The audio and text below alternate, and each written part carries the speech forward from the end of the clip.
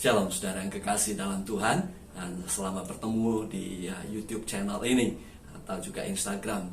Nah, hari ini saya ingin menjawab sebuah pertanyaan yang dikemukakan oleh salah satu subscriber YouTube kita. Pertanyaannya adalah, kenapa firman menjadi manusia? Nah, istilah firman menjadi manusia itu diambil dari kitab Injil Yohanes pasal 1 ayat yang ke-14 yang bunyinya demikian. Firman itu telah menjadi manusia dan diam di antara kita, dan kita telah melihat kemuliaannya, yaitu kemuliaan yang diberikan kepadanya sebagai anak tunggal Bapa, penuh kasih karunia dan kebenaran. Nah, pertanyaan yang pertama yang perlu kita kemukakan adalah, siapakah firman itu?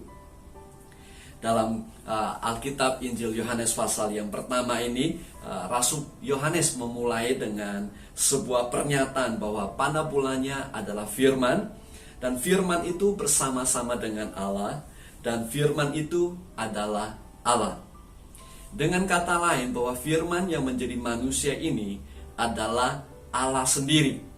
Allah yang dari semula sudah ada, Allah yang bersama-sama dengan Allah Bapa, Allah Roh Kudus.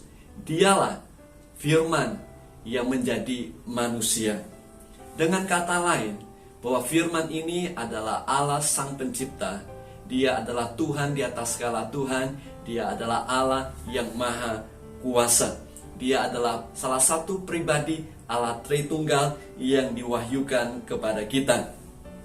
Alkitab mengatakan bahwa segala sesuatu telah dijadikan oleh Dia. Jadi firman ini adalah Allah yang menjadikan langit dan bumi dan segala isinya. Nah, saudara, pertanyaan yang kedua yang perlu kita tanyakan adalah bahwa Rasul Yohanes berkata bahwa firman itu adalah anak tunggal Bapa. Injil Yohanes pasal 3 ayat yang ke-16 memberitahukan kepada kita, karena begitu besar kasih Allah akan dunia ini sehingga Dia memberikan anaknya yang tunggal, barang siapa percaya kepadanya tidak binasa melainkan beroleh hidup yang kekal. Nah, dalam 1 Yohanes pasal 4 ayat yang ke-9 berkata, dalam hal inilah kasih Allah dinyatakan di tengah-tengah kita, bahwa Allah telah mengutus anaknya yang tinggal di dalam dunia supaya kita hidup olehnya. Jadi siapakah anak tunggal Bapa ini?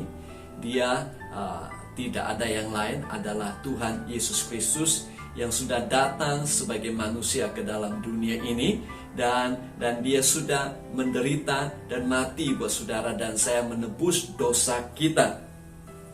Nah, saudara yang kekasih dalam Tuhan, Tuhan Yesus Kristus yang telah datang dalam dunia ini, Yesus sendiri berkata bahwa aku datang dari Bapa, aku datang ke dalam dunia.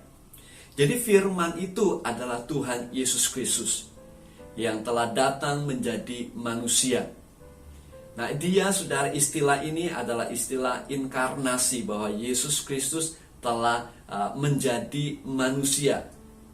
Jadi firman itu adalah Tuhan Yesus Kristus yang telah datang ke dalam dunia, lahir di hari Natal, dan kemudian melayani, dan kemudian menderita dan mati buat saudara dan saya.